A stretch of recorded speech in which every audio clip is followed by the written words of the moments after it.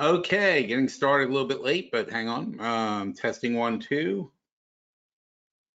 How's it going, guys? Anybody out there? La la la. Anybody out there who can hear me is more the question. Doesn't matter if you're out there if you can't hear me.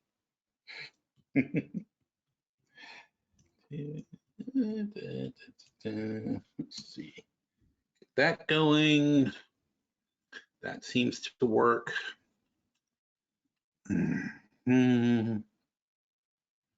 That's okay. That's good. Oof.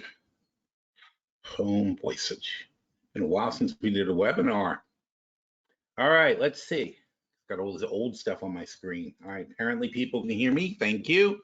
And now, can you see my screen? Is question number 2. I didn't do it yet. Wait. Show your screen. Click. Okay. I like to forget how to do everything. Da-da-dum. Let me know when that works and we'll be ready to go. Another exciting day in the markets. Well, that'll be good to talk about. Let's keep that up. Can I keep that up? I think I can. That looks good. That's important. Go forget that. That should be okay. That's a pretty chart. That's informative. All right, video seems to be going too. So we're gonna unleash the robots. Robot. There you are. Access to this webinar is for educational and informational purposes only. Consult a licensed broker or registered investment advisor before placing any trades. All securities and orders discussed are tracked and monitored in virtual trading accounts. Virtual account prices and returns may differ from actual trading results. Commission costs are excluded. Neither PhilStockWorld.com, nor its affiliates, nor any of their respective officers, personnel, representatives, agents or independent contractors are in such capacities licensed financial advisors, registered investment advisors or registered broker-dealers. Nothing contained in this webinar, website or promotional material constitutes a promotion, recommendation, solicitation or offer of any particular investment, security or transaction. Trading options involves risk. Visit the OC website. Trade characteristics and risks of standardized options. PSW provides education and training services that are meant to teach you the risks and potential rewards of trading options, and we are not a service that tells you what to trade. We are not implying or guaranteeing any profit. As always, do not trade with money that you cannot afford to lose. Past performance does not equal future results, and results discussed in this webinar are not typical and are only valid on that specific or identified date. Your results may vary. By accessing this webinar, you agree to hold the above harmless from any loss you may incur as a result of information discussed in the media identified above. By accessing this webinar, you agree to be placed on our mailing list and receive our newsletter. Rest assured, we take your privacy very seriously, and we will not distribute or sell your information to anyone. All right, fantastic. So, where are we? We are nowhere. We are down on the Dow. We are down on the S&P. We are up a little bit on the NASDAQ and up a little bit on the Russell. Most of that is due to the dollar strength. You know, that's you know, a lot for a day. Oh wait, that's not a day. I was gonna say that's a lot of a move for a day. All right, that moved. All right, so everything you buy is priced in dollars. So when the dollar goes up, you need less dollars to buy the things that you want to buy. That causes the price of those things to go down. You don't, you know, in your daily life, you don't have dynamic pricing based on currency fluctuations, but in the market you do, because it's constantly being calculated. So even stocks themselves get recalculated based on the dollar pricing. Now, this is a very short-term effect because the move in the dollar matters, 100% matters while it's happening.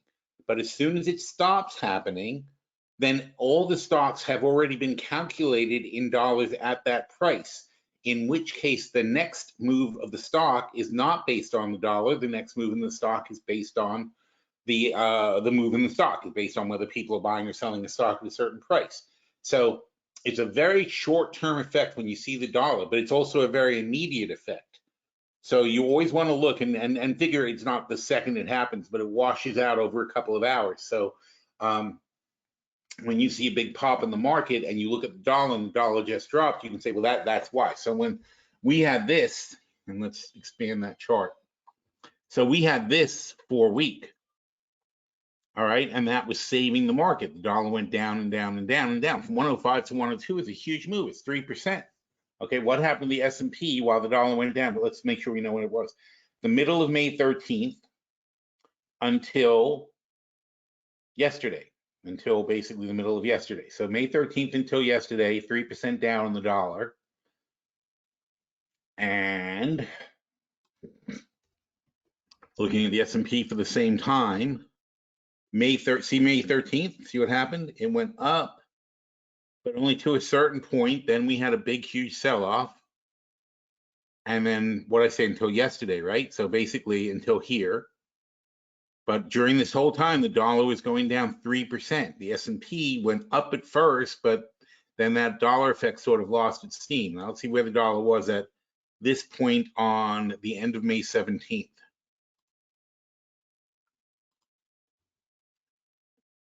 See the end of May 17th here, what happened? So the S&P was going up and up and up, and then it kind of, May 17th, the dollar stopped going down. The S&P started dropping like a rock. This didn't help it. What happened on May 19th didn't help it, and neither did this really.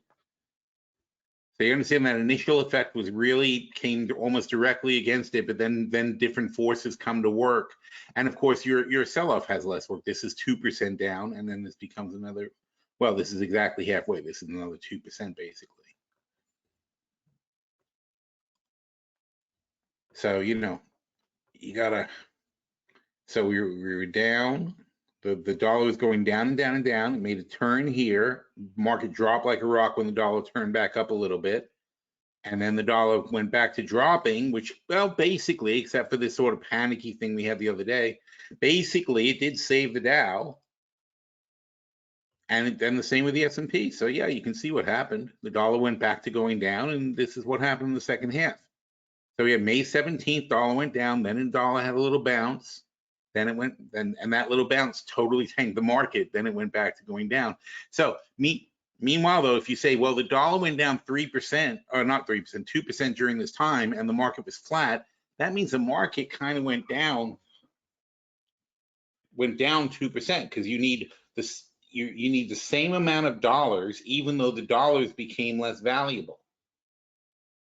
And you know, look, we are in America, so we have a different view of things because everything is dollars for us. So it's all dollars. We get paid in dollars.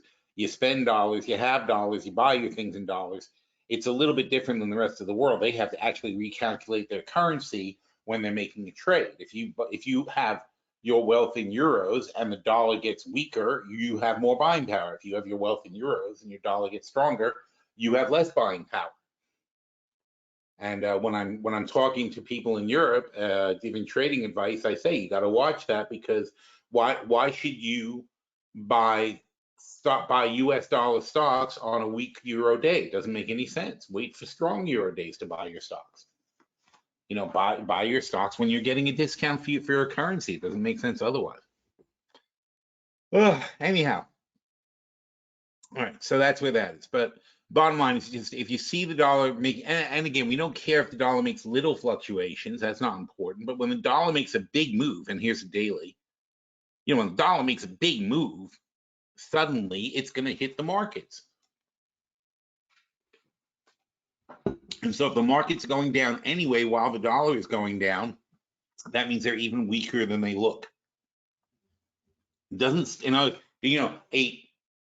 the dollar dropping doesn't automatically boost the market. You just have to adjust the chart to allow for the dollar fluctuation. And that means that a weak move would be less weak, a weak market move would be less weak if the dollar is going down as well.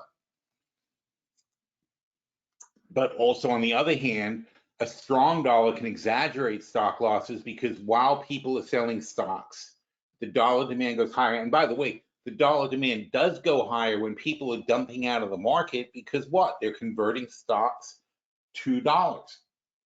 That means there's a demand for dollars. The demand for dollars is spiking, and the dollar goes up in price because there's more demand for it. Just like any other commodity, the dollar goes up in price when a lot of people want them. So if people are liquidating stocks, they can spike the dollar, and that then exacerbates the problem. It makes the stocks look even worse. So when we have a huge panic like in 2008, which is probably not on this chart. Oh, yes, it is. Okay. So, when we have a huge panic like in 2008, you see the dollar going from 72.50 all the way to 87, 89. Well, really not, whatever. But that's a huge move. That's what, like 25%? That's like a 25% jump in the dollar. That's crazy. This for sure is a 20% jump in the dollar before March of 2009. So a 20% jump in the dollar is going to negatively impact the market by 20%. That's why the market went down 60%. 40% of it was a natural sell-off. 20% of it was insane. A 60% drop in equities is insane, and that's what happened back then. But 20% of it was dollar-driven. And again, to be fair, obviously the rise in equities was dollar-driven too, because we went from 120. I mean, look at this. We went from 120 because of the Fed loosening, right? So what happens? The Fed keeps giving less and less interest, so less and less people want to buy dollar-backed assets, and eventually they get to they got to lower rates. And how much is, what is it? 120 to, well, to 72.50. So we got 120 minus 72.5 is 47.5. Wow. 40%. That's a 40% drop in the dollar's buying power from 2002 to 2008. So what does that do? That inflates the stocks by 40%. That inflates the price of stocks. So then when the dollar makes a comeback, the price of the stocks goes down to reflect the stronger dollar that they are priced in. Again, we're Americans. We don't think this way because we don't really care about currency exchange, but you're making currency exchanges every time you buy something. When you invest, you're exchanging your currency for a asset, but the asset is dollar backed. So we kind of fool ourselves into thinking that we're not doing anything. All right, but just like, look, you think of a Bitcoin as a currency, right? Excuse me. You think of a Bitcoin as a currency you trade for dollars, but so is gold. Gold is a currency you trade for dollars as much as Bitcoin is. Okay, so is copper, so is oil. Oil is a currency that you trade. It's a commodity, but currencies are essentially commodities. So you're trading one asset class for another. And that's true whenever you buy something for $1, you are trading your asset class for something else. And if it's a tradable asset class, technically you're trading asset classes. If it's food, you're eating it. That's different. It's consumables, but a non-consumable is an asset class. If you buy a house, it's an asset class. It's not really a consumable. We're making an investment. Anyway, why are we on this topic? Oh, we're on this topic just for general information. Okay, so whatever. Speaking of oil,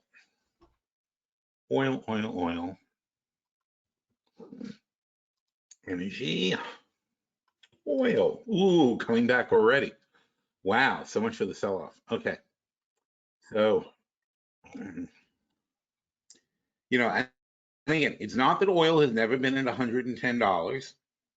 It was 80 to $100 from here, from basically, certainly from 2011 until 2015, oil was 80 to $110. Okay, so you always, you got to go back and think about these things. You got to say, well, okay, so what actually happened to the market from 2011 to 2015? We didn't like it at first, but then we got used to it. Isn't that weird? Didn't like it at first, but then we got used to it. So right now, wish this worked better. All right, a little clunky. So now we only just went over 80, just like now, and we're up in the 110 range. So again, how long was it? We went over 80 in early 2011, just like we kind of went over 80 a little bit before this year started. Went over 80 early 2011, peaked out at 115 in March, just like we are now, right? And then collapsed, whatever. Oh, what month is that? That's important. May. Yeah, that's my bet too. I'm inclined to short oil here after the holiday because there's no way. The only thing is it's the war. The war it makes it very dangerous to short it, but this is not crazy. This has happened before. Anyway, so back to the S&P. So the S&P, that's not the S&P. The S&P in 2011, I wish you could zoom in on these things.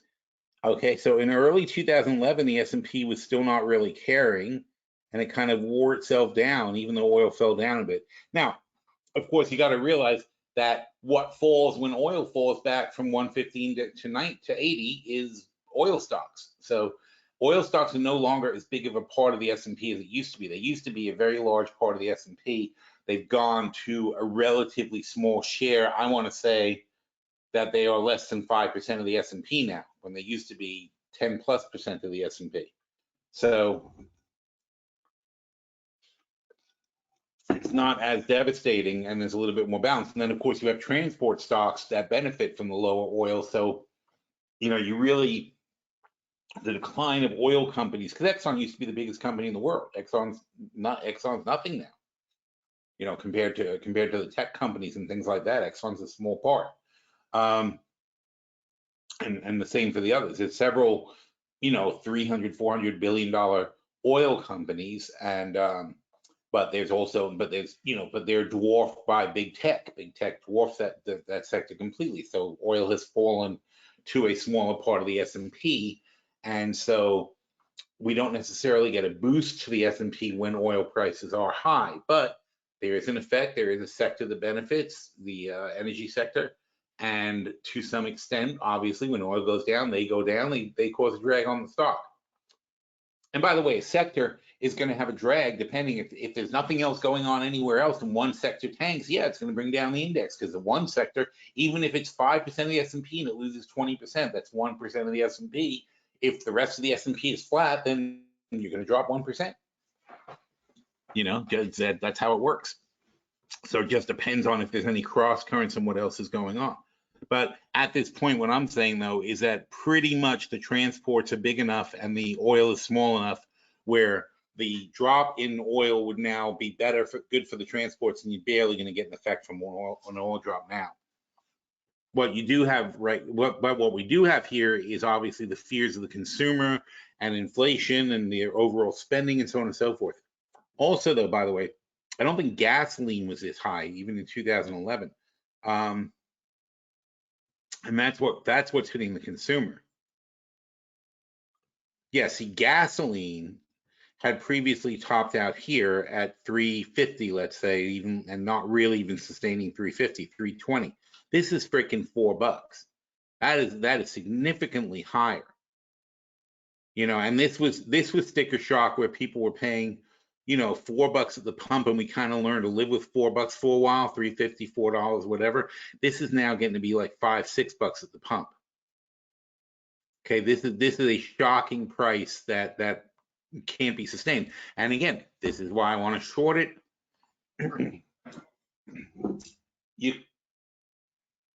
The higher gas prices cause people to change their habits, but think about it. How do you change your habits?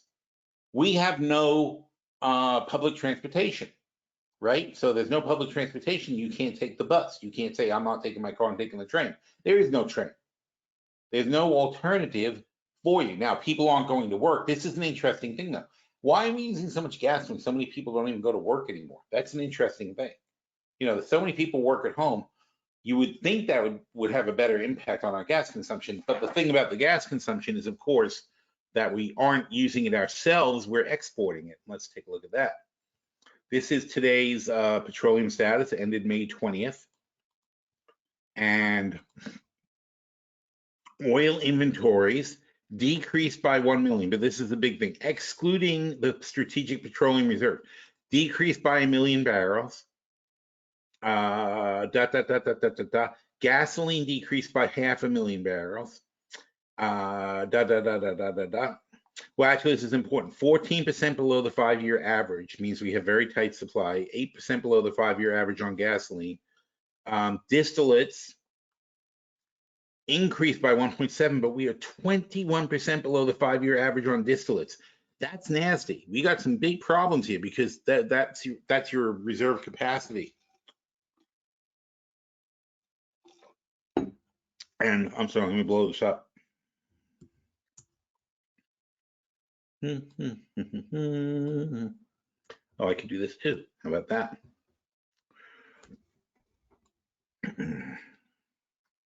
But like I was saying, the thing that kills me is this. We are exporting. It doesn't, oh, it's Adobe, that's what. All right. We're exporting 4 million barrels a day. That is per day. Exports, net imports, and when it's negative, obviously. We are exporting 4 million barrels a day of petroleum products. Our distillate fuel levels are 21% below the 5-year average. Our gasoline levels are 8% below the 5-year average. Yet we're exporting 4 million barrels a day. What's the 5-year average? Well, the 5-year average is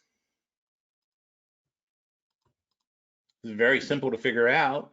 Everybody acts like these numbers are not knowable. We have 219, all right, we have 220 million barrels of gasoline, and that's 8% below. So times 1.08 means that 240 million barrels basically is our average. So if we were not exporting 4 million barrels per day, in 10 days, we would be back to our 5-year average. That's an easy problem to fix. Stop sending it out of the country. In 10 days, we would be at our 5-year average. In 20 days, we would be well over our 5-year average. How much over? 8%. Very, like math, right? And you know, look, not to be that guy, but this is why. This is how you know it's a corrupt system, because nobody in government has the balls to say this. This is a black and white fact. Okay, why are we sending 4 million barrels a day of gasoline out? Not just gasoline, but petroleum products, primarily gasoline, but gasoline, distillates, everything else. Why are we sending 4 million barrels a day, 28 million barrels a week? We only use 20 million barrels a day. We're sending 28 million. We're sending a day and a half of our usage out of 7. All right, so what's 1.5 divided by 7? 21%. We're sending 21% of the oil that we import out of the country. 21%. And then we're being told by the politicians and the energy companies that fund them that there's a worldwide shortage and there's nothing we can do about it, and how could we possibly control prices when we're sending 21% of the fuel that we import, not the fuel we import, of our total consumption out of the country. We're creating a scarcity, a very, very artificial scarcity. We're doing two things. We're creating an artificial demand for oil. So the US is buying 28 million barrels of oil it does not need. So we're buying 20% more oil than we need. And we are then using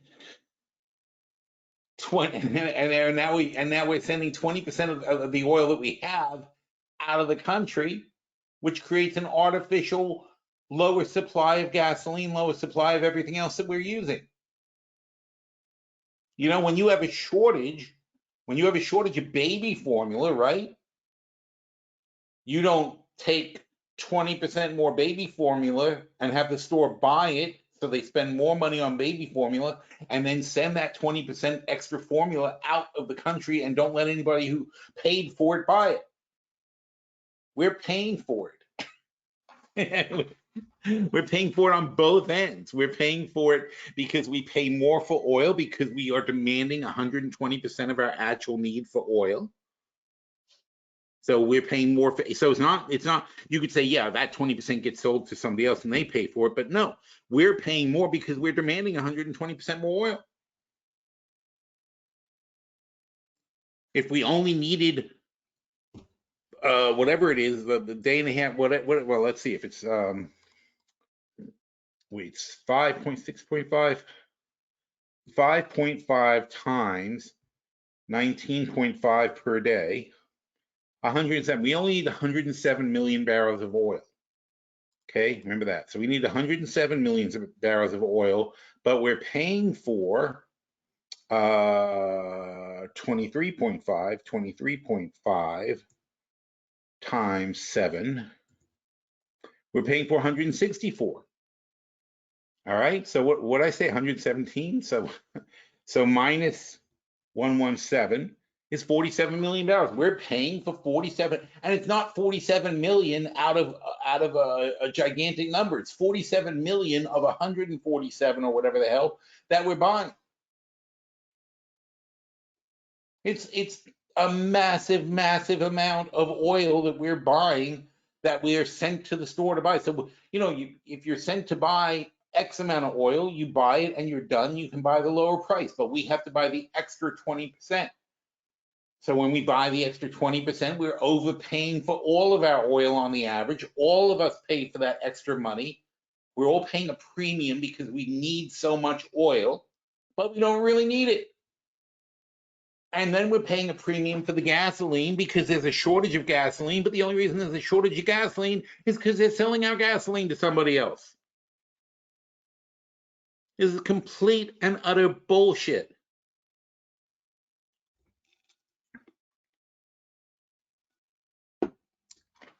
And our consumption, first of all, our consumption is not up.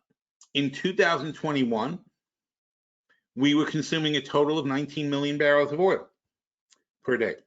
Now it's 19.5, but we were sending 2.8 million barrels a day out of the country. Now it's 4, so 1.2 million more times 7 is 8.4. So 8.4, we're sending out 8.4 million more barrels per day. And this was ridiculous anyway. We're only comparing it to 521. This whole thing is insane. But so a year ago, though, it wasn't so bad. Now it's completely out of control. And apparently we're not going to do anything about this, and we're going to let it get, I guarantee you this is going to get a higher number. It's just, you can't even imagine. Last week it was this, now it's this. Nobody's stopping these people. Nobody's saying anything. And by the way, I used to rant and rave about this shit, and I just gave up because I've gone to Washington. I've talked to people in Washington about this. I've been on groups that did this stuff and tried to make some changes, and they don't care. You know, they act like they care, but the reality is, and then as soon as the lobbyists get a hold of them, they suddenly don't care anymore. You know, the people are this is the power in America. These energy people are the power. That's why we're not doing anything about climate change and global warming and so on and so forth. We're not doing anything because they don't want us to. I put this chart up today. You know, and again, this is one of my, that's not today. You know, again, this is one of my pet peeves.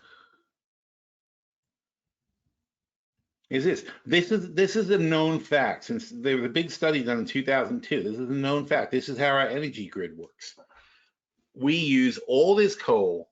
See this coal and natural gas, and you see this conversion loss? All of this is not needed. All of this is not needed. It's wasted in our grid.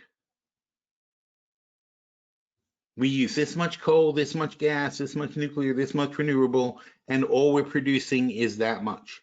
Nuclear and renewable could handle the whole thing if we had an efficient grid that got this energy directly to these people. But we don't. We have a 60, whatever percent, 60, it's like almost a 70% loss. We have a 2/3 loss of energy in our electrical grid. So 2/3 of the energy we generate is lost. This is why, very easy to fix this problem, okay? Everyone gets solar. You generate your own electricity. You don't have transmission loss. It goes from your roof to your outlets, right? You just have to have a battery storage system in your house instead of storing it on the grid, which apparently is extremely wasteful. And it's a much more efficient system. It doesn't, and even doesn't have to be 100% efficient either, because look at this mess. This is a complete disaster. And we don't stop it. Why don't we stop it? Because coal and natural gas have all the money. They're the lobbyists. Okay, these guys are paying. The problem in the renewable energy is they don't have the lobbyists. It's a disjointed small little industry, and they get out lobbied by coal and natural gas. They have zero. This is their whole industry. There is no reason to use coal in America at all if we stop this. This is the Koch brothers. This is their whole business. And all the shale producers, all these people who are fracking everywhere and whatever, and destroying the land and doing all this shit. This is their whole business model. What the hell would they do if you stopped if you stopped having this wasteful system?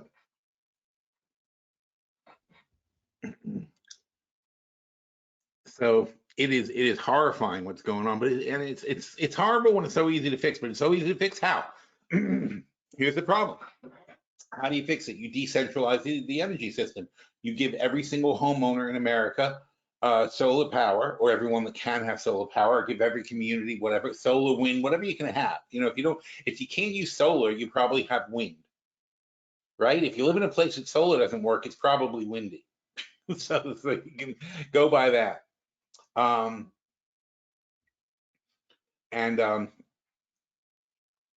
You know, it's a matter of the same moonshot kind of mentality, right? You have to say, we are going to do this as a country, whatever it costs, whatever it takes, we're gonna make this happen.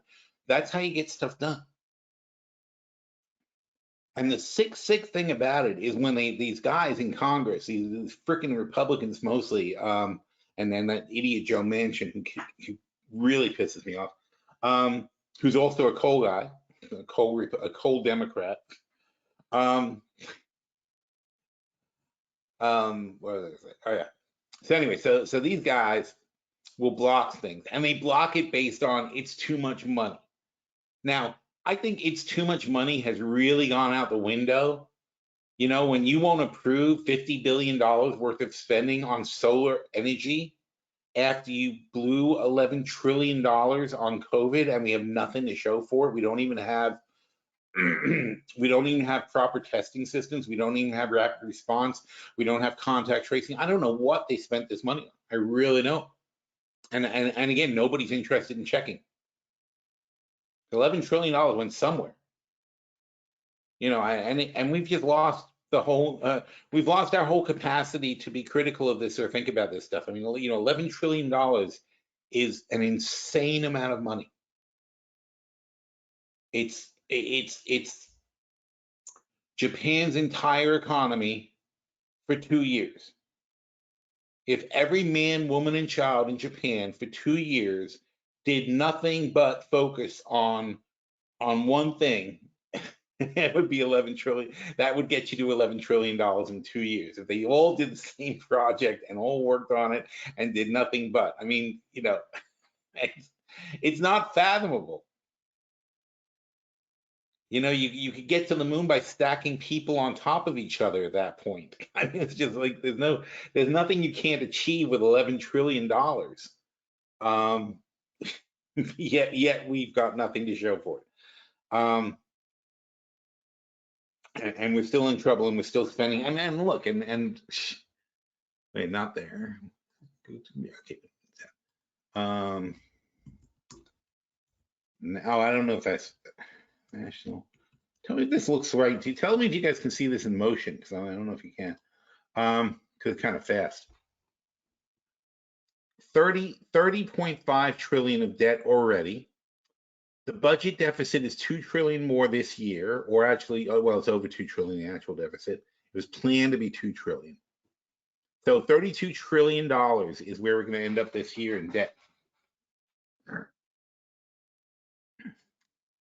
And so right now, this year, $2 trillion deficit, which is way down from last year's $3.5 trillion deficit. So, you know, kudos to Biden.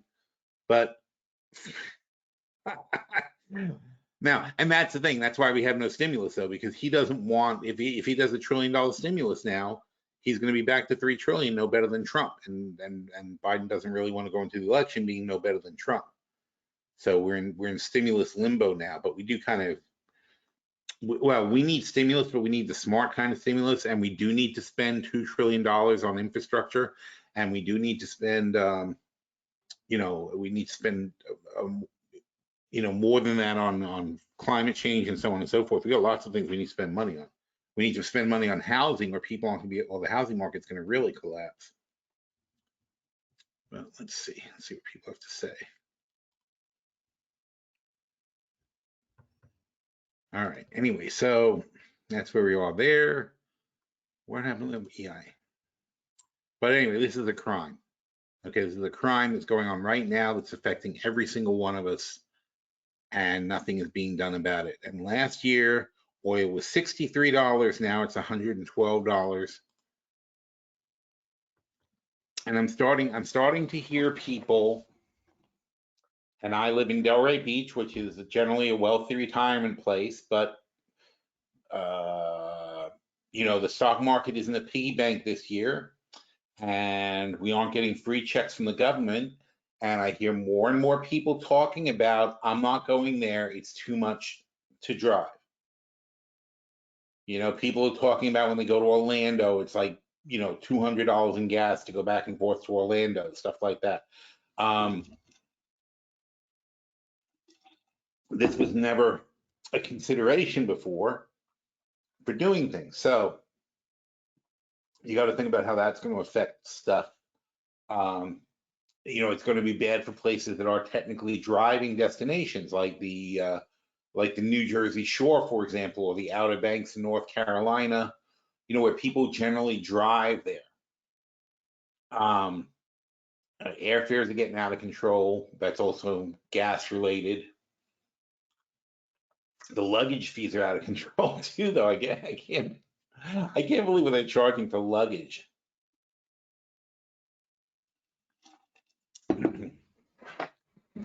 It's $50. I want to make a service that delivers your bags. I think it has to be cheaper to deliver your bag to your hotel than to pay the airline $50 to fly it. I can't believe it costs $50 to deliver something. Although UPS, I know I went to UPS and I wanted to overnight something, and they wanted some crazy, I forget what the number was, but it was like $30 or something to do an overnight letter for UPS. I was like, what? Because I still have $10 in my head, you know, from when in the time when I used to have a company that used to FedEx a lot of stuff, it was $10 to FedEx something. And so in my head, it should be $10 to overnight a letter. And then this guy told me it's like 30-something dollars. And I was like, what are you, insane? But I paid it. So I've been out of touch for mostly. I don't really have a lot of quote overnight things these days. But I can't believe that that's what it cost. I think the post office has flat rates to send bags. So if you could somehow organize it to get people's bags and use the post office to send stuff to their destination, Then you wouldn't have to carry it on the plane. You wouldn't have to deal with all the bullshit at the airport. You send the bag to the hotel, and it's ready for you when you're there. You know, you get there and you sign for the bag and you take it, and then you mail it back when you're done. Instead of paying the airline, why don't you then it's delivered to your door too. You don't have to lug it around the airport. You don't have to do anything with it. I'm all for that, frankly. So that's my idea for a service. If anybody wants to invest, give me a call. Where are we? Okay, so meanwhile, what's going on in the world? Let's see.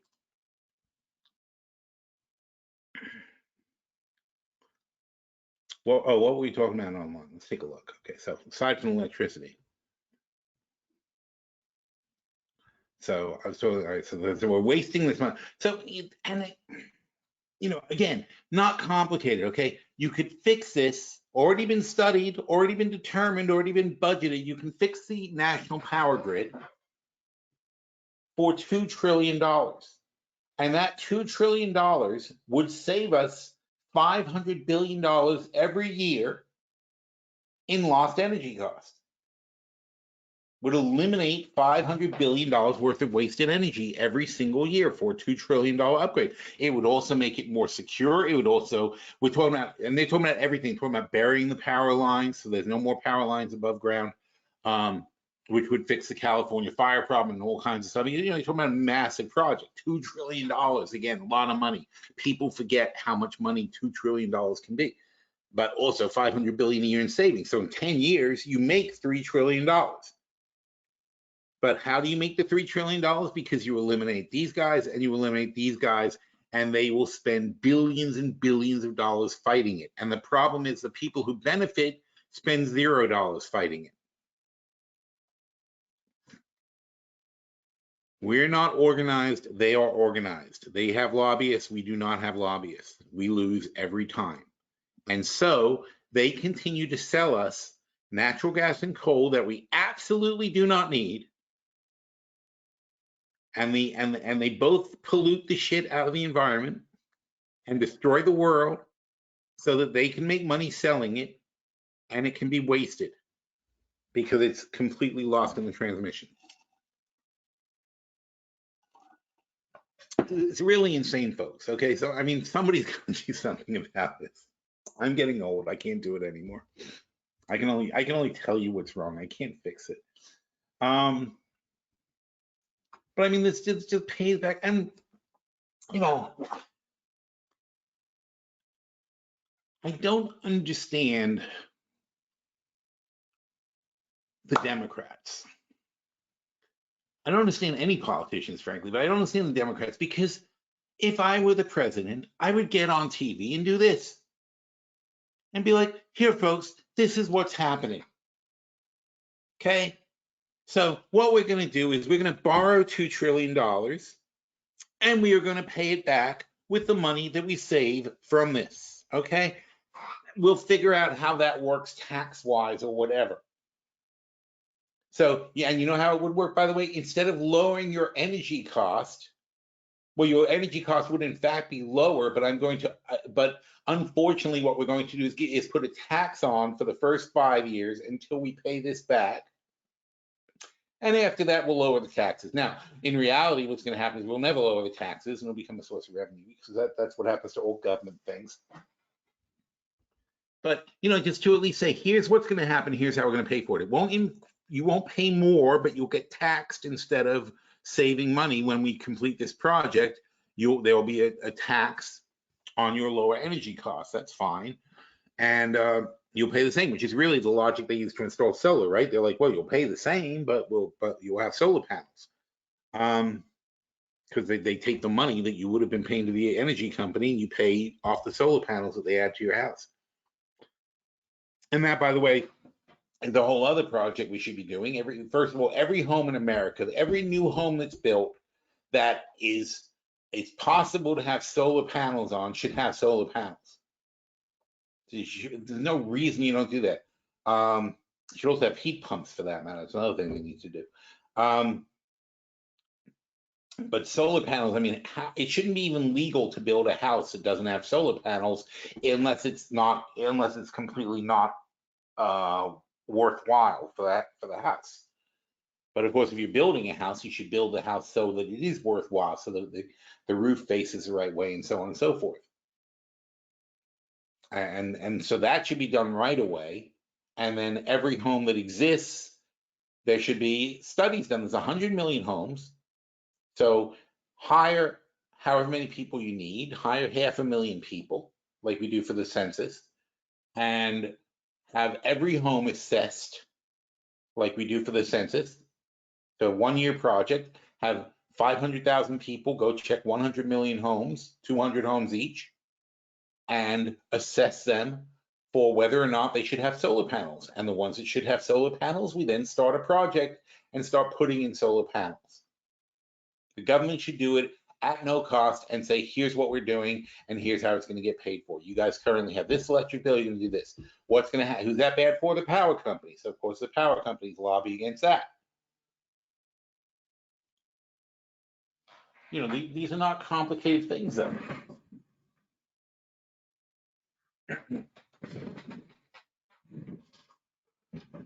But to me, you know, they don't do this. You know, Joe Biden stares into a camera and talks at you, and they talk about complicated shit, and they just try to figure out like a rhyme that'll make you think about it or something like that. But it's like, why not show people a chart and say, this is how something works, and this is what you need to do, and this is how we need to change it, and this is how it's going to benefit you. It's not complicated. You know, treat the people like they're partners in this business. You know, we are all trying to live and have good lives and make money. Here's how we get there. You know, I don't know. I mean, I can't believe that people are so dumb that they can't deal with a chart and a graph. And you can't sit there and explain to them, this is how things work.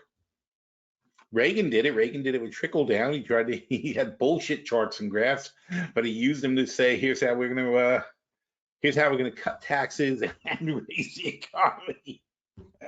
Oh my God, and people fell for that. This is scary. These are earnings revisions in the last 75 days as of April 29th. So that would be all of April, all of March, and half of February. So basically, you know, basically going back a quarter. But since the last quarter, earnings revisions have been pretty drastically down.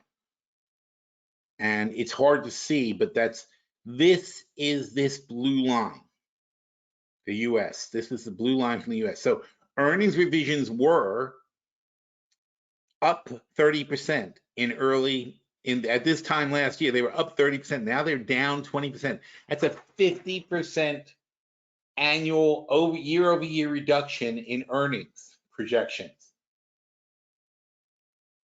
50%.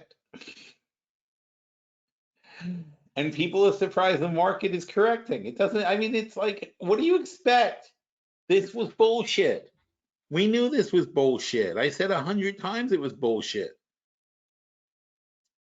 And this is really the problem with this whole system that's based on forward earnings projections that nobody reviews. There's no standards for earnings projections. You can say anything you want. It's just up to the company to make up a number. And they miss all the time. And you know, I think actually, you know, it'd be interesting if you had a credibility index for earnings projections, so that you go back and you check the company and see how credible their earnings, you know, see how accurate they are at projecting their own earnings. And the companies that are inaccurate should get terrible scores. Like say we have a 30% confidence level in this company, and then when you're assessing the forward projections for the S&P, you would weigh in the confidence level of the earnings projections. You know, people are full of shit over and over and over again. You'll see a score like they'll have a 10% confidence level in their earnings projections, so you discount that out of the S&P. Then you'd have something more accurate. Then you say, well, the people who actually know what they're talking about have projected this kind of improvement in earnings, and we would know what the frick is going on. Wouldn't you like to know what's going on? Wouldn't you like to have accurate information and be able to actually invest based on real numbers?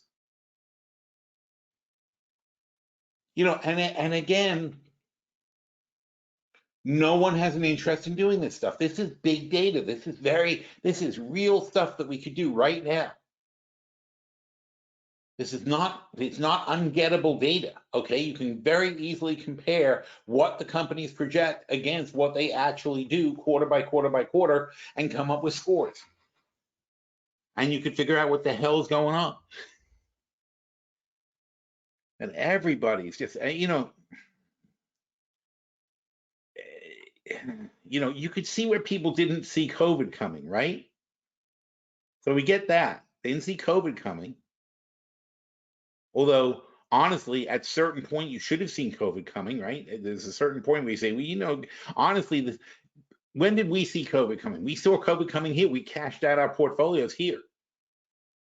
So we saw COVID coming.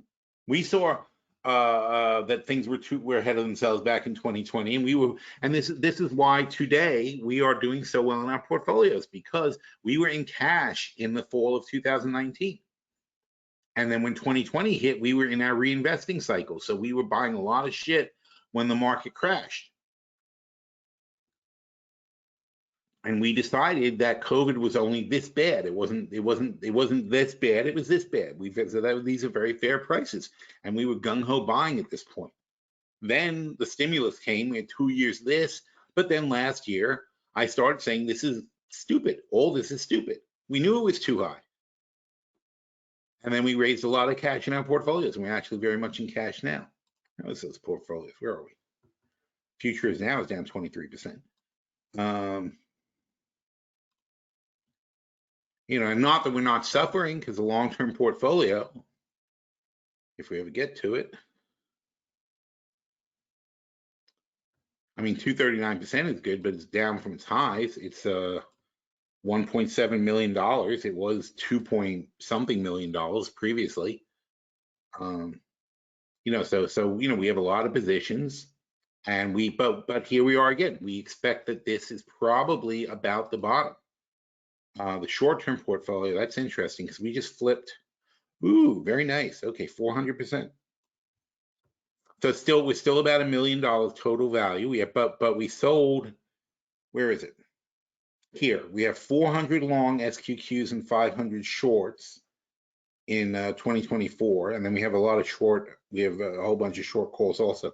So we had this discussion yesterday, day before, I don't remember. We had this discussion, and I said, geez, I can't turn down what was. It turned out to be 37, but I said I can't turn down $38 a share for these. Why? Because it's a $30 spread. The 30-60 spread is a $30 spread. So if I'm collecting $37 for a $30 spread, that's way better than I thought I would get.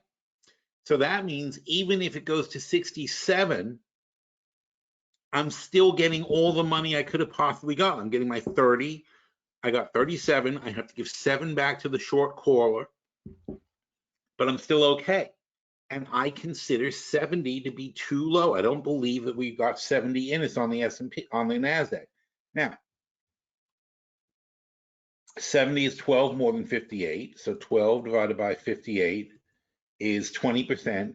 And that would be about 7%. This is 3 times ETF. So that'd be about 7% lower in the NASDAQ. So what I'm saying is I don't believe the NASDAQ is going to go 7% lower than 11.9. So 11.9 times 0.93 is basically 11,000. So I'm saying, in short, that I do not believe the NASDAQ is going to be lower than 11,000 this year in the next 6 months. So then we go back to the futures. There it is, back to the future. Go back to the futures. We look at the NASDAQ. And we say, well, where's 11,000? It's right here. See this cluster here? So we had a good consolidation. I guess we can go to a wider thing. Here you go. We had a good consolidation of the 11,000 line that lasted from July of 2020 until November. So basically the whole summer of 2020, we consolidated around the 11,000 line. So in the very least, I expect it to provide support. I think we've got good support on the 11,000 line. If we have good support on the 11,000 line and we're falling from the 16,000 line, then that means a weak bounce from 16 to 11 is 5,000. So a weak bounce is 20% of 5,000 is 1,000, which means we go back to 12, which is where we are now. All right. So therefore, at 12,000, I feel confident selling.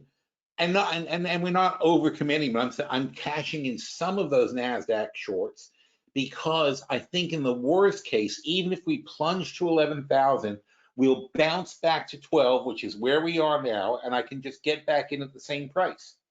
I really feel that my worst case is probably getting back at the same price after being scared into recovering. But on the other hand, if we hold 12,000, which we're not at the moment, but I expect to get back over 12,000 because I think this is a good enough correction. And again, support, where's our support back here? We have pretty good support around this area. So I think if we hold 12,000, which is, from 16.5 to 12 is what? 4,500 points divided by 16,000, well, 16.5, 27%. So I think a 27% correction is enough in the NASDAQ, although it may not be, because realistically, if we were trading at 35 times earnings times 0.73, now we're trading at 25 times earnings, that's still a bit high. So I could be wrong, and we could drop 5% more, which would be 20% of 25. So we could still drop 20% more. 20% more is going to take us down to about 10,000. 10,000 better be support, or whatever. I can't see how the world is so bad that we should go that low. I do think there are positives, and especially I think that there's still another round of stimulus in the chamber at the government.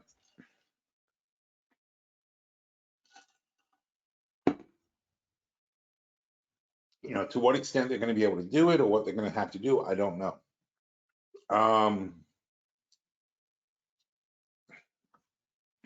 But that's how I'm looking at things right now. I think we should have support here. If we don't consolidate at 12,000 and we fall to 11,000, I still think we'll bounce back and test 12,000 anyway. But at that point, we're going to have to start seriously considering that we're still 20% too high. And what's the problem? It goes back to this again. It goes back to these revisions. If earnings are down 20% from Q1, right? Where was the market in Q1? So based on what we knew in Q1, now we go to days. Okay, in Q1, 75 days before now, the NASDAQ was at 13.5. So 13.5, very simple. 13.5 times 0.8, 20% below, 10.8. But that goes back to my theory that 11,000 should hold, right? So even if you say we're 20% worse than we were in Q1 we were holding 13.5 basically. And again, not to say you're never going to go below it, but 13.5 seemed to be holdable. Okay, then we started improving, but then these bad earnings projections started hitting and hitting and hitting. Not to mention the war. Not to mention, I don't remember when the war started anymore. When did the war start? March? I don't even remember. Has this been going on for 3 months? Yeah, it has, right? So 1, 2, 3. Yeah. Okay. So the war started right about here. So we were going to hold 13.5, but then the war started, and that made things worse. And then COVID came back, and that made things worse. That was coming back anyway, because China was shut down before the war started. But now we're getting hit with, here's the kicker here is that we're getting hit with this. Where'd it go? This. Now we're getting negative earnings revision. This has to stop, by the way. This hasn't stopped. This is just as of April 29th, and we've had a lot of people with bad revisions since then.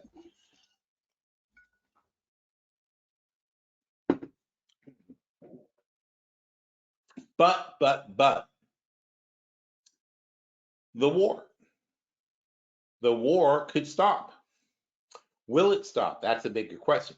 But the war could stop. The war is an outside influence. It is not the company's fault that there's a war that's making things worse. It's making inflation worse. It's making the supply chain issues worse, etc. So, you know, when I'm looking as an investor, when I'm buying a stock, I'm buying long term generally. I'm always looking for the, you know, I very rarely am looking for anything that's a short term hold. So I'm looking for companies that eventually the war will end. Eventually they'll figure out the supply chain issues. Eventually, and by the way, when I say eventually they'll figure out supply chain issues, if Intel, who has, you know, $20 billion in the bank, can't get chips from Taiwan Semiconductor or whatever, you can get bits, you know, pieces from Taiwan Semiconductor, then what are they going to do? Okay, if it's intractable, if there's no way they're ever going to get the logistics right, or if they look down the road and say it's going to be 3-4 years before we get the logistics right, then what do? They go and open a plant in Arizona and start making the stuff themselves. And maybe it costs a little bit more, but I guarantee you these days with the shipping and everything else that's going on, it won't cost them more to make the chips in Arizona. You know, this is how globalism starts getting unwound, because you know, we were going for the lowest possible prices without worrying about security, trade, transport. Now you got to start worrying about security, trade, and transport. And frankly, the G20 or the UN or whoever at some point is going to have to say, I'm sorry, but you guys are going to start having to pay for the freaking for the carbon damage you're doing when you ship these things. And if we start carrying carbon costs into shipping, then it suddenly will not be, it will no longer be viable to start to make things overseas. And especially if they say you're going to have to pay for the cost of the pollution of that plant in Taiwan that's making your chips. So suddenly you say, oh, no, I'm going to build a clean plant in Arizona to make my chips with a zero carbon footprint. And I will have much less, and I'll ship it by electric train, blah, blah, blah. So you're suddenly going to change the dynamics. And how long does it take to open up a clean chip foundry in Arizona versus whatever it costs? It's the same math I just did on the energy thing, right? It cost Intel a few $1 billion, but they're going to make the money back over a certain amount of years, and then the story. Because don't forget, when they pay, also they pay Taiwan to make their chips, they're paying them a profit. There's a profit in that too. So Intel says, okay, here's my cost to this, my thing is this, my shipping is that, blah, blah, blah. And they work it out and they say, okay, it's going to take, as long as it takes less than 10 years to make their money back, it's a smart move. So we are at the early stage of disruptive inflation, but it's too early in the cycle for anyone to do anything about it. Once you start seeing, you know, once people say this is going to last longer than a year, then companies start making different decisions. They start moving their manufacturing back to America. That creates more jobs in America and so on and so forth, which is good. But what it also does is it's going to you know, investors are going to start seeing this and saying, okay, there's light at the end of the tunnel. And once you see light at the end of the tunnel, this starts going back up. And you start and you say, well, you've taken care of basically the war is no longer an issue because we don't give a shit about what's going on overseas. And you know, until we get nuked, of course. and that would be inconvenient. And you see a light at the end of the tunnel for the supply chain issues, and you see a light at the end of the tunnel for the shipping costs and so on and so forth. And what happens then? Then you have a lower cost basis, which you can pass back down to the consumers, and you start seeing inflation calm down. You know, so the problem is that we're looking at this. You know, most people have a very short timeline. You know, you're looking at your investments and you're thinking about like what's happening today, what's happening tomorrow. But you know, these things take many years. when you look back, historically, how do we get overseas? Okay, how do we get to these low-cost manufacturing? Well, at some point, people stopped making things in America, moved their manufacturing overseas. Did that happen overnight? No, of course not. It took years and years and years for these things to evolve, and it's going to take years to evolve back. So we're at the far end of the pendulum of globalism, where everything is outsourced. Everything that can be outsourced has been outsourced, and now coming back. And this is not in any way, shape, or form a rah-rah make things in America kind of thing. This is just the economics of the moment. It makes more sense to make things here given the issues that we have. Will that last though?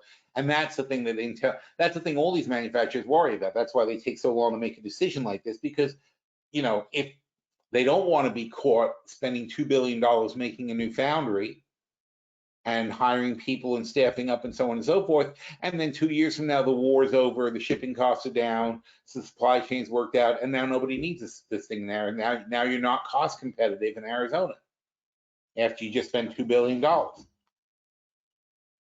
So you gotta nail these things. You gotta be a million% right. And I tell you right now that because I used to consult on these deals, and I will tell you that Intel, IBM, everybody in the chip business, everybody who does business in China, everybody's getting stuff.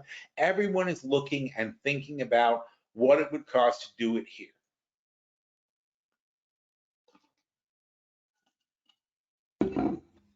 And if we weren't such idiots with Mexico, we should be doing a lot of the shit in Mexico. It's like a state.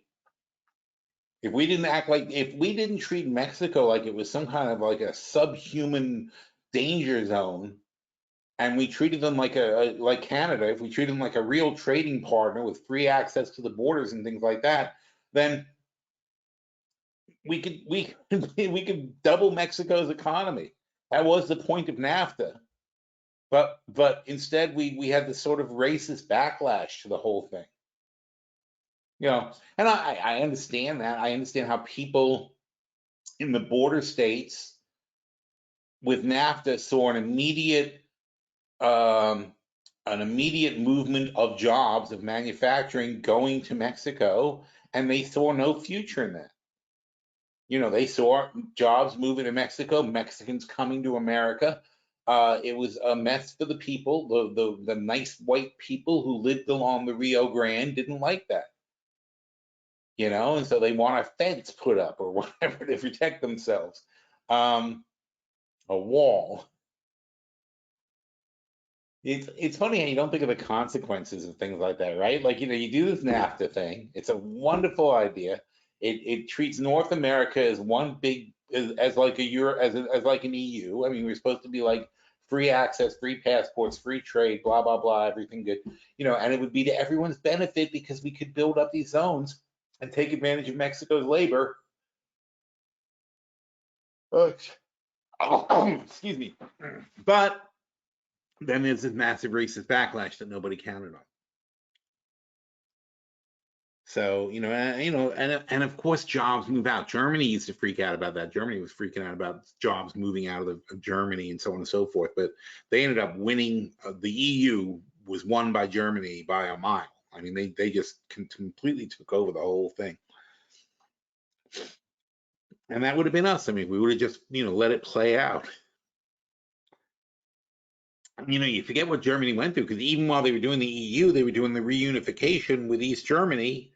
And that's crazy. I mean, think about what that was. That was like taking on a third world country and bringing it into your country. But that's done to the point we don't even think about that it happened anymore. But it used to be there were two Germanys. There were two Germanys, and one was communist, and it was crazy. So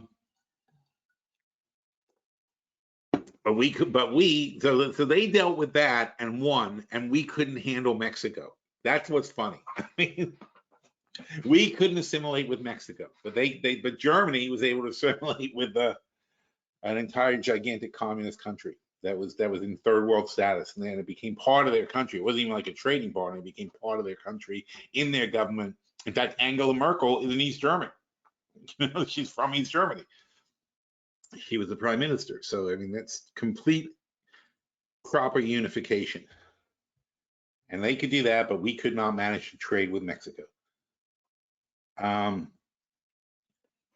So what was I thinking? Okay, 10-year. Here's the 10-year note. And it's the Fed. I forgot about the Fed minutes. So 10-year note, that'd be interesting to look at right now. We have the Fed minutes are out. Futures, I have so much trouble finding it. Bonds, hourly, yeah. So I predicted this morning that we're going to top out at 122 because that's a weak bounce. And how do we calculate the bounce? The 10-year is bouncing off its lows at 118. So 140 to 118 is 22 points. 22 points times 20% is that means your bounce line's at 20%. So the weak bounce would be 20 times 22 is 4.4.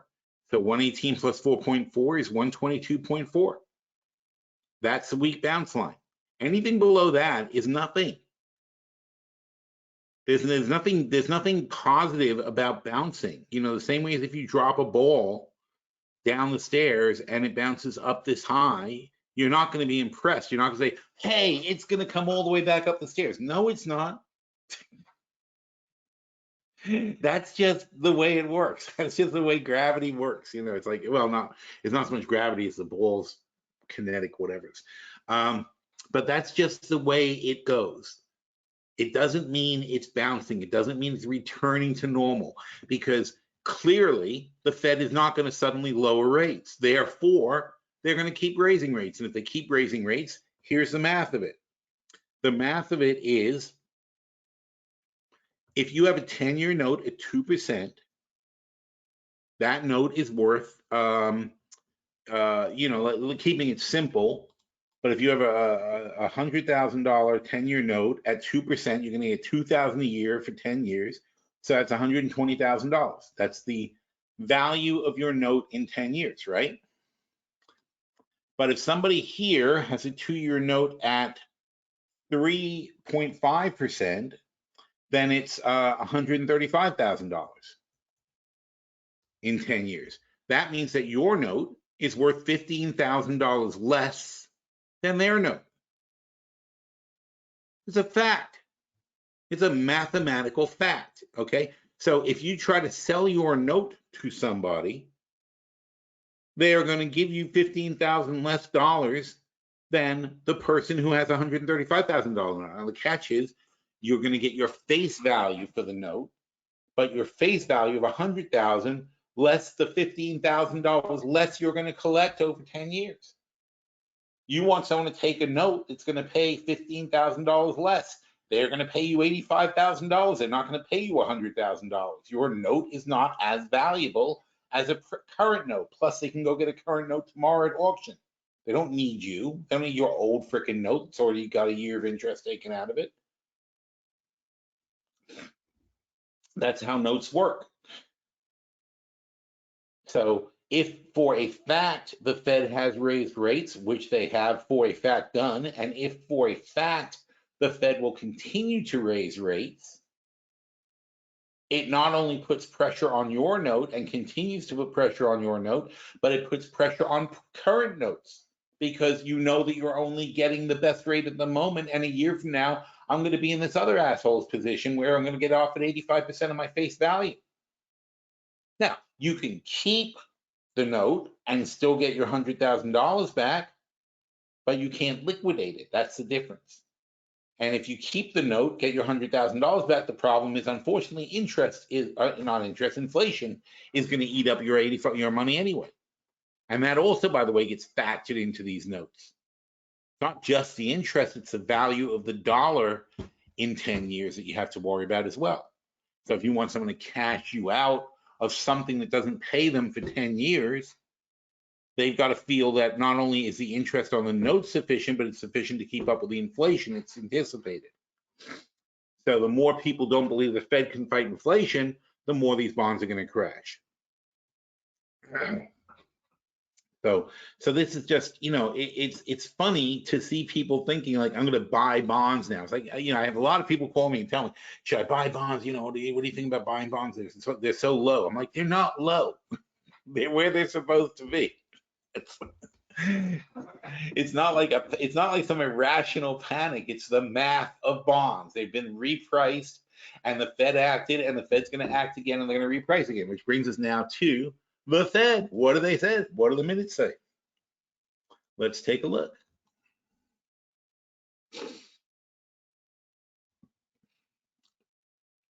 Victims in Texas shooting were killed in one classroom. Yeah, I got that impression. Oh, God.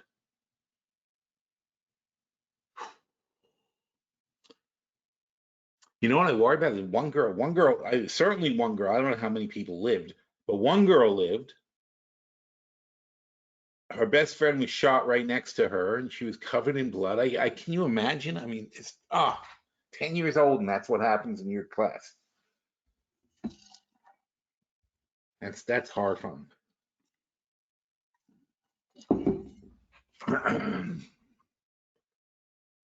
Okay, Fed minutes show urgency. How's that affecting the market? Let's see. Oh, no, people seem fine about it. So let's read them. Rather than trying to interpret the minutes myself, let's take a look. What are you doing? All right. Federal Reserve officials thought they would need to raise interest rates by 0.5% at each of the next two meetings. Duh. Okay, so nothing happened. Minutes from the meeting released also showed Fed with the possibility to raise interest rates levels high enough to deliberately slow economic growth as the central bank races to combat high inflation.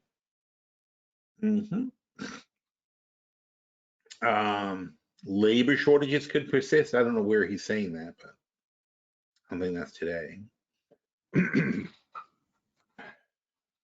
Photo, Andy Davis, my brother.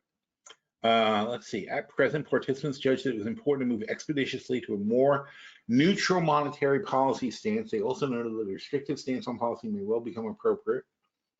This month's half-point rate listed the range to 0.75. Officials unanimously approved the plan to begin shrinking the $9 trillion balance sheet on. This is when it's going to hit the fan.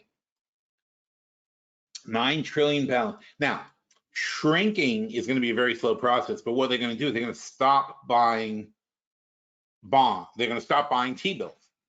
So you want to see T-bills collapse, wait till you find out that nobody wants the fucking thing. Because the Fed has been the main buyer of T-bills for many years, and now they're going to stop. I think this is the thing that people are not reacting to at all. I think this is the most insane thing I've ever heard. I mean, yeah, they shouldn't be buying in the first place, but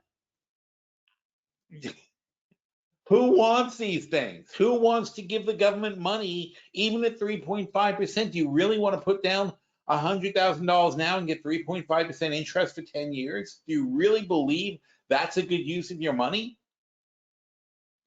When the Fed is telling you that they have to raise rates significantly higher, they're telling you, in fact, in the next 3 months, they're going to raise rates 1%. That's going to knock 10% off your T-bill in 3 months. So if you buy a T-bill today, in 3 months it's going to be worth 10% less. They're telling you that. It's insane. That's why the Fed's been the only people buying these things. There's nobody else who do that. Why does the Fed get to do it? Because the Fed doesn't care about the value of the dollar. When they redeem, when the Fed reduces their balance sheet, they just simply let the T-bills they have expire, and they expire at face value, so they don't show a loss. They don't have to make the money. They're not buying anything. The Fed doesn't need a new car. They're not doing anything with the money. They just put it back on their balance sheet. The money goes from a negative on their balance sheet to it cancels out the negative. It doesn't go to a positive. It goes from a negative on the balance sheet to neutral and reduces their balance sheet because they allow the note to expire. The government, they're not getting a new note. They're just getting their money back. And end of story. And the loan is off at face value, therefore no loss, right? And they've been booking all the interest payments as profits. Whether it keeps up with inflation or not, they book the 2% interest that they've been getting as profits. So they've been making money for 10 years, well, not, I mean, most of their notes are shorter term, but they've been making money for the period of the loan, and now it expires, they get their money back and it goes off the balance sheet. That's how the Fed reduces their balance sheet. The problem is, who is going to be the buyer of these notes now? First of all, China ain't buying them. Russia's not buying them. Japan's got their own freaking problems. Who's going to buy these things? Only, do we have enough Americans who are bad at math to do this? I don't think so. I don't know what the frick they're thinking. I really don't.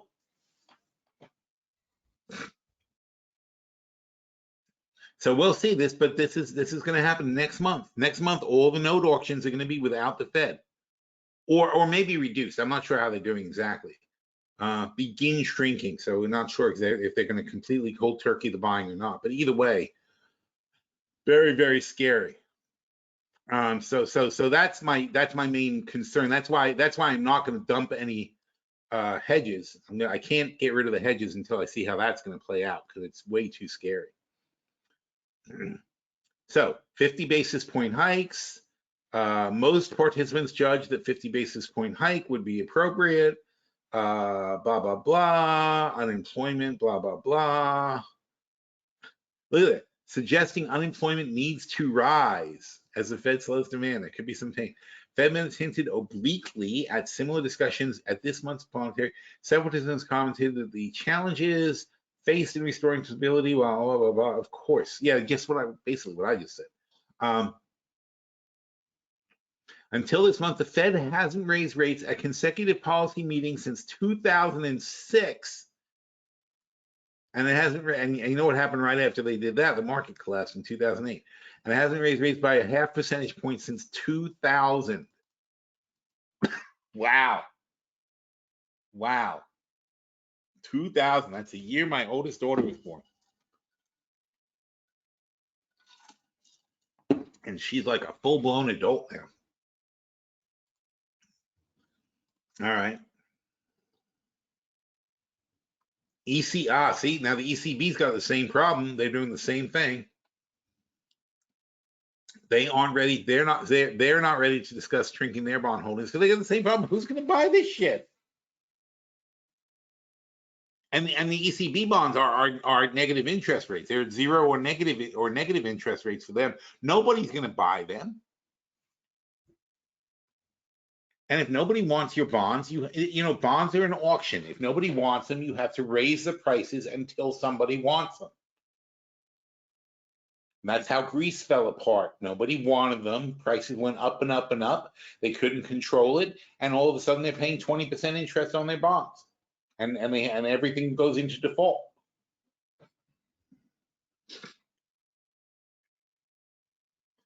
And that's a big negative, by the way. The fact that our government has issued so many short-term bonds means we're very, very subject to sudden rate increases. It means every time they reprice the Fed, we have massive increases in debt. In fact, here you go. Debt. Ba, ba, ba, ba, ba. Come on, Phil. Where? Somewhere around here, there is a number that tells us what our debt is. Debt per person, spending, interest paid. Nope, that's unfunded. Come on. Total debt, savings per family, total personal debt, credit card debt, bank debt, interest debt, student loan debt. Son of a bitch. Debt held by foreign countries, 7 trillion. What is this crap? Stop popping up. State debt. Why am I not seeing this? Oh, interest on debt. 430. Okay, there you go. $434 billion is our current interest on debt. As we rate, that's at roughly 2. Well, I mean, you can tell exactly what it is. Here's our debt. Oh, it's in fact it's less than 2%. And that's, by the way, that's how you can tell it's short term, because it's, long term would be 2%. So 1 point, when you're whatever this is, 1 point something percent. So I don't know if this is going to work. 434 divided by, that's Wow, that's millions divided by 34,725,89. Pretty sure that's right. It's 434 million divided by that many trillions. 1.42, yeah, okay. So 1.42% is how much we're paying on this debt now. Okay. That's based on basically a 2-year note rate. So we're paying mostly 2-year interest rates on these debt. That means when the Fed raises rates, it's going to immediately impact the government in a very harsh manner. So the Fed is going to raise rates. 1.2% is let's say it's 1 point over the Fed's funds rate. Fed's going to raise their funds rate from 1% to 3%. Maybe 3.5%, maybe higher than 3.5%. But 1% to 3% is already 2% more. I'm sorry, it's not 2% more. It's, well, I'm sorry, this goes up from, what did we just say that was, 1.4? This is going to go from 1.4 to 3.4. So now we take 30 billion 472 30 trillion blah blah blah times 0.034% minimum 896. Okay, so at the end of this year we will need 500 billion more dollars. Just want that to sink in. At the end of this year, we will need 500 billion more dollars just to service the debt. That $500 billion will be added to our budget deficit because we don't have it. So our deficit will climb to 500 billion more dollars per year just on the interest on the debt. This is likely only the first 500 billion. By the time we're done next year, it should be an extra billion a year that'll get added to this deficit. So we'll have to borrow $1 billion a year to pay $1 billion a year more interest on our debt. Or we could raise taxes by $1 billion. Now, unfortunately, though, we only collect $4.2 billion in total. So we would have to raise taxes 25% just to stop adding another billion a year to our deficit, not at all taking care of the $2 billion deficit, which would be a 50% increase in taxes. So in order to pay off the interest on our debt and zero out our deficit, we would have to collect $3 trillion more dollars, which would be 75% more tax than we currently collect. Okay, do you see how fucked we are? This is not maybe if worst case doom and gloom. This is the fact of our situation right now. And we do not now. Where would we get this money? Well, first of all, income tax. And by the way, when I say, don't forget, we're talking about $3 trillion more dollars, right? Are you going to get $3 trillion more dollars from people? Are we going to double everybody's income taxes? We got payroll. Are we going to double the payroll receipts? Triple the payroll receipts? What about corporations? Right? I mean, oh, and by the way, this tariff revenue, don't forget, is also bullshit that we shouldn't be doing in the first place. That was just bonus money. Trump did that and then spent it immediately. So the corporate tax revenue is the big hole in the ground, right? That's where we could add $1 trillion very easily, and we should have done it years ago, and we should still be doing it. That's insane how little they pay.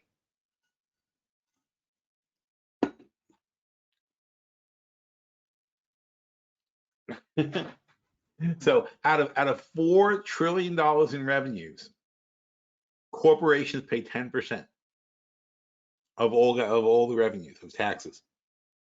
They pay 10% of the tax, even though they make 60% of the money. Isn't that crazy? So much fun. All right, where were we? Fed. Okay, so Fed minutes show urgency of raising rates to tame inflation. Let me just do that one. I thought there were two things on the Fed. Oh, stocks edge higher after Fed minutes. Yeah, I was curious what he says. After briefly opening low, the stock index is early trading, consumer discretionary, who cares? Some investors were expecting retail Armageddon. Stocks had a bumpy start, volatile. Minutes from the Fed. Minutes from the Fed meeting earliest when it came out, blah, blah, blah, provided more signals from investors. Durable goods were weak. We knew that was going to happen. Stocks have tumbled in 2022, blah, blah, blah, blah. This says nothing. All right.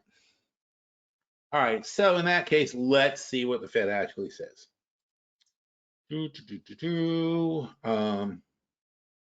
you go, minutes. You know, this is very tedious to read this. I really don't want to. Oh my God, look at all these people. It's like a movie. Brought to you by, so exciting, right? See if there's anybody you know there. Developments in financial market. Okay.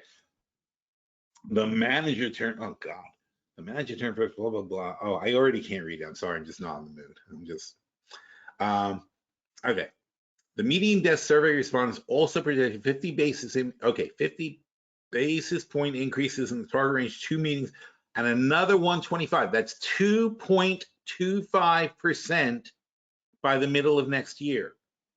Okay, okay, so again, $30 billion of debt times 0.0225.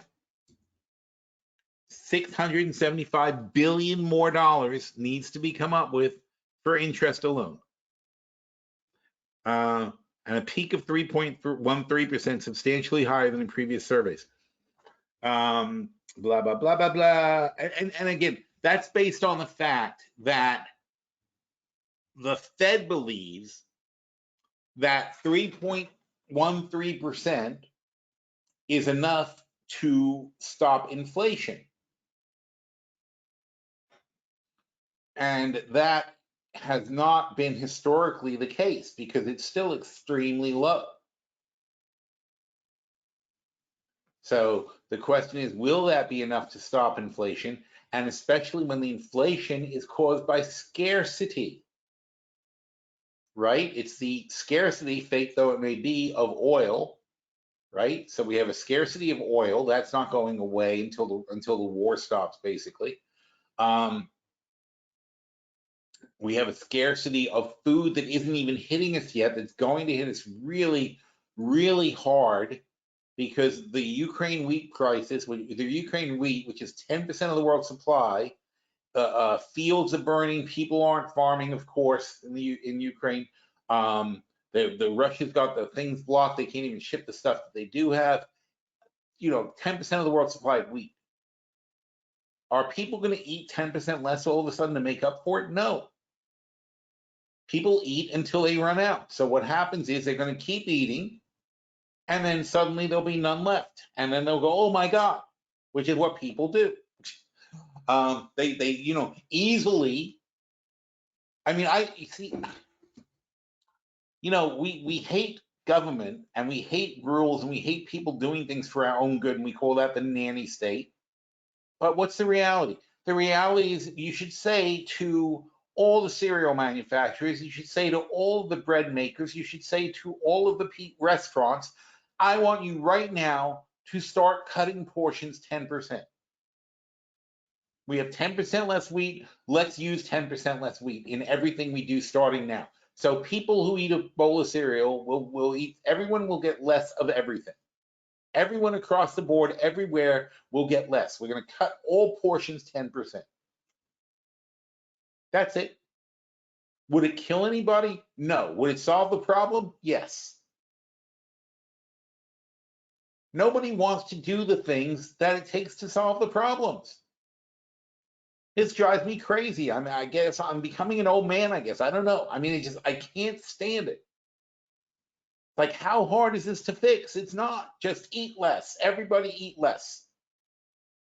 There will be more food for everyone if everyone eats less. It's not complicated. And especially restaurants. Stop serving more food than people can eat. Stop. I get that's I get that people like to be stuffed at a restaurant. I know people complain about small portions, but I'm not talking about gourmet restaurants that serve teeny little plates. I'm talking about like the places where you eat the food they give you and you're like stuffed, or the places where you absolutely have to take the doggy bag home. You can't possibly eat what they give you. Why? Why?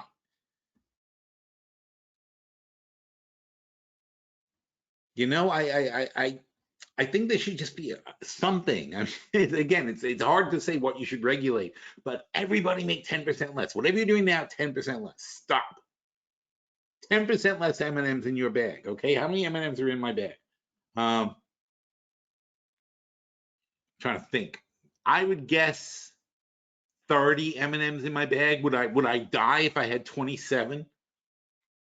You know, it's like would it really kill me? There are 27. If I have 21 slices of bread, if I had 18 slices of bread, would it kill me in a loaf of bread? Would that really stop me from functioning? Or I could still have 21 slices and they could all be 10% smaller slices. None of this stuff would kill you. And we would, that's it, end world hunger over. I don't know. You know, somebody asked me if I want to be president, and I said, no, I only want to be president if I can be dictator. I don't want to be president.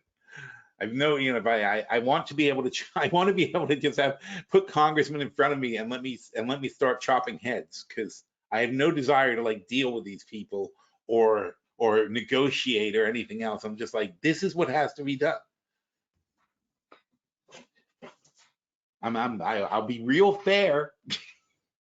I'm not going to be a mean dictator. I'm going to be things need to be done.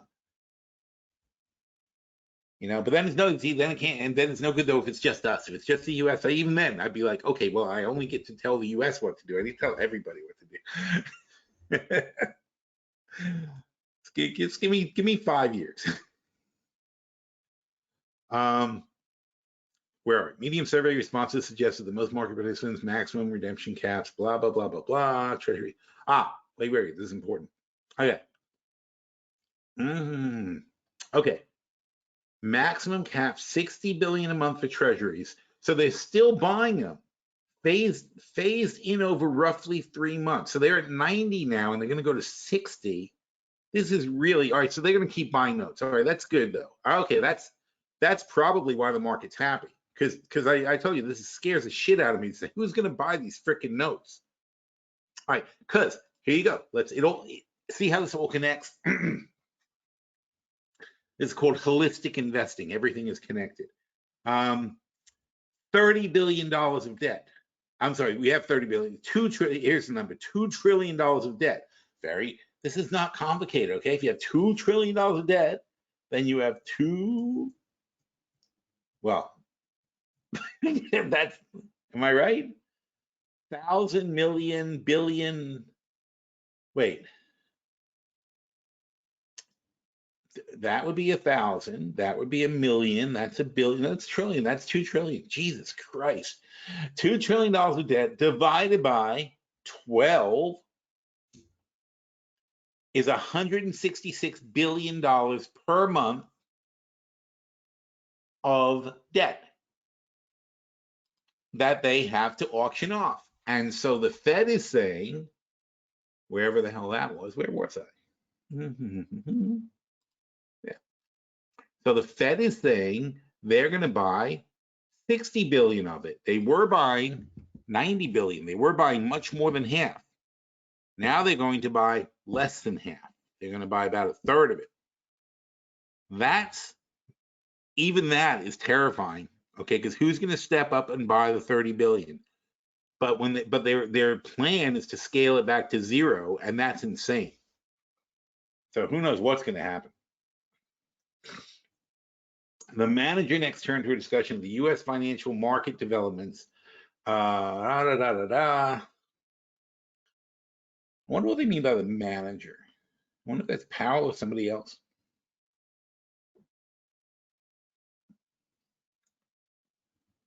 Equity indexes ended the period substantially lower.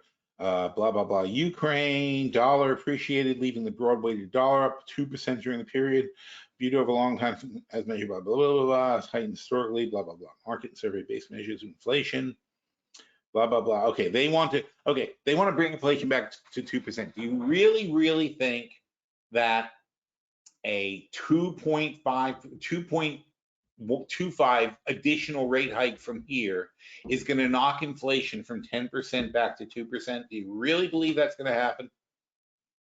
So the question is, what's the Fed's priorities? Is their priority to get inflation back in line? And if they're willing to sacrifice the economy to do that, they're going to have to hike rates, I think, quite a bit higher. Global financial, tighter monetary policy. Bank of Japan is an exception. They're going to retain accommodative policies. The yen is down 9% over the dollar. Those poor people. And China's got lockdowns. The renminbi fell, blah, blah, blah. The manager turned next to discussion of developments in the money markets. The Fed funds rate rose 25 basis points, secured overnight 25. Yeah, all this, by the way, all this bullshit repercussions we're getting so far have been from little 25-point hikes. We're about to get a 50-point hike. We'll see how that goes. Although, I mean, certainly it's being telegraphed here, right? It's not like it's going to be a surprise to anybody. Do they do press conference, plans for reducing the size of the balance sheet? That's old stuff. They're not doing their thingies. Sometimes they do these charts, the data charts. There's no data at this one. What am I thinking of the thing? It's projection materials. That's what it is. Now, this is weird because why are there no projection materials? Oh, here. Okay. Oh, they were March. So in March we had projection materials. Now we don't have projection materials. When's the next time? So here it was March projection materials, June projection materials. So next month we'll get their next set of projections. But without that, there's not much to say about these minutes. All right, so that's where we are. So anyway, nothing shocking happened, and the markets are happy about that. And God bless. Thank God, because we wanted this, and we wanted to get to 12,000, because that's what the chance we took the other day when we sold those SQQs. So what that should do is keep our short-term portfolio from sustaining a lot of damages. We were right about $1 million. We're right. I'm talking too much government money. It's like $1 million. What's that? You want to see $1 million? Watch this. Here's our debt. Let's see, $1 million is right here. So how long does this take? Here's 8, 9. Here comes 1 million more debt. Here's 1, 2, 1,000, 2, 1,000, 3, 1,000, 4, 1,000, 5, 1,000. So 5 seconds. So basically it takes about a minute for us to go another $1 million in debt. So $1 million a minute, 300 and well, no, $1 million a minute is what, 3,600 minutes a day? Is that right? Sad that I need a calculator for this. No, it's not 3,600. It's 60 minutes times 24. 1,400. So 1.4 billion a day is how it's going. It's $1 million. It's $1 million a minute, and it's about 1.4 billion a day more in debt, and then times 365. Well, that can't be right. That's only 500 billion. Something's wrong. I don't know. All right, whatever. I'm not going to sweat it out, but obviously it's more at faster pace than that because it's 2 trillion. It's not 500 billion. So I don't know why this is for some reason going slower than this would indicate. Maybe that's good though. Maybe it's slowing down, or maybe this thing isn't that accurate. Maybe it's some approximation. Who knows? Where was I? Wait, we were tying something together. What were we tying together? It's important. 10-year note chart. I don't know. It's this, right? We're here. I forgot. All right. Anyway. Oh God, 250 already? Wow. So yeah, so we should be able to sustain. I mean, we want to get back to 12,000. Oh, I know the short-term portfolio. So, so by taking this 100 off and cashing it, we now have 1.4 million in cash, which is nice. But it doesn't matter. I mean, see the value of the total securities is against us now. It's 400,000. So we have to liquidate some of the cash to get out of this whole thing. And the total value is 985. Now, in theory, and this is only since we just looked at it not very long ago, an hour ago, if I refresh it now, as the NASDAQ is popping, we'll see how much damage we're taking, if at all, because we should be theoretically, as I said, we should be theoretically more bullish, because this is, it doesn't seem like a lot, but it is a big number that we took off the shorts. And so because of this, and we have 500 shorts, and we have another, this is a big number, it's a 200 plus 150, we have 350 short, 70 calls. And remember before I did the math and I showed you why I don't think 70 is going to get hit.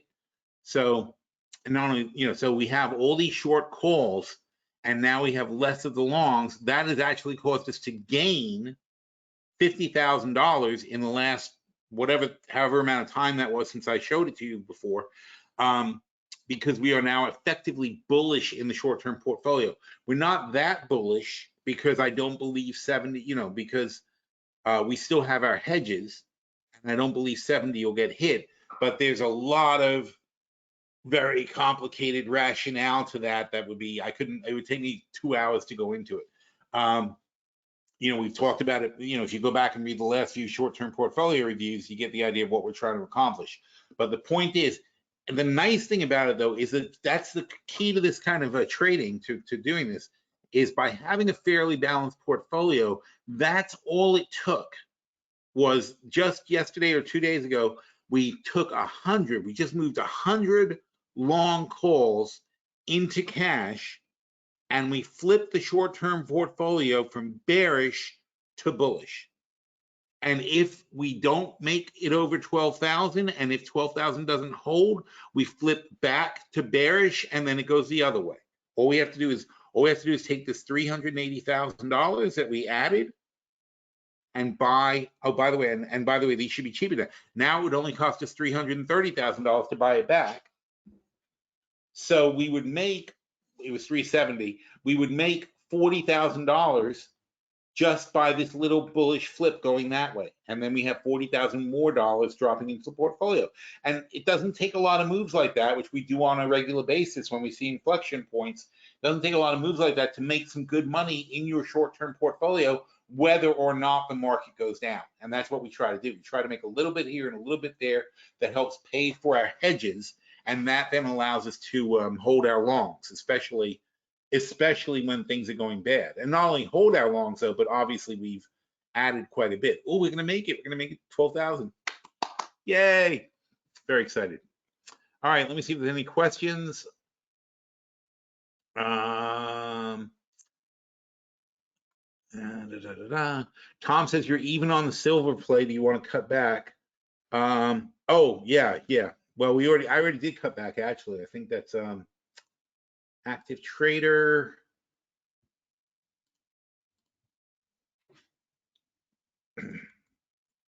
Because what happened is, oh, that's not silver. That's something else. That cost basis isn't right. But what happened is we bought around 2204, I think, yesterday. And I forgot to stop out. So I bought 2 more when it was down here. And then it went back here. Our break even was like I don't know, it was roughly, I bought it this line, 22.75 actually, 21.75. I bought it this line, 21.75 plus 25 plus 13 is 21.88. Yeah, so about 21.88 is where we cashed out the two that we had. So in other words, I bought two more, sold two. And so the real price is 21.88 on the two that we have left. The thing this calculates is that it unfortunately does a like last in first out. So it calculates the two we just bought, which isn't correct because we took a loss on the first two. So it's 21.88 is actually our net price. But this is actually a profit, and I'm fine with that because I expect silver to go much higher. Because again, it goes back to the dollar was suddenly stronger, and therefore punched silver down. But I think that overall silver is very, very mispriced. So I think that's going to continue actually.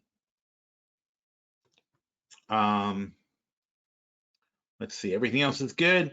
And all right, that's it. I can't go too long, otherwise the recording doesn't record. That's one of the problems we had before. It goes over and it won't work. Anyway, so yeah, we're in good shape. Notice how we're hitting all the same lines. Notice how we're hitting red line here, red line here, red line here. So we're popping up to that resistance. That means that really, if you were following, if we were betting on the short term, that's when you see that happening. That's when you want to bet on the laggard, and the laggard is the Dow. It would have been nice, 5 minutes ago to bet on it. Yeah, it would have been nice to bet on it before this big jump here. But when you see this happening, you see that everybody's hitting this red line except the Dow. You just assume the Dow is going to catch up, and that's when it would be great to make a short-term bet. Even here at 80, you got all the way up to 167. You have 100 points. That's $500 per contract. So you can make $500 a contract playing the Dow long there. And all you do is if these fail, take the bet off. But if they go over, you can be almost certain the Dow is going to catch up. So that's the way to play short term. But anyway, whole different discussion for another time. Thanks everybody for coming, and we'll do this again next week. Will we? Wait a minute. Wait. Yes, we will do it again next week. So the week after that, I'll be in Orlando when I might not do it. All right. Thanks, guys. Take care.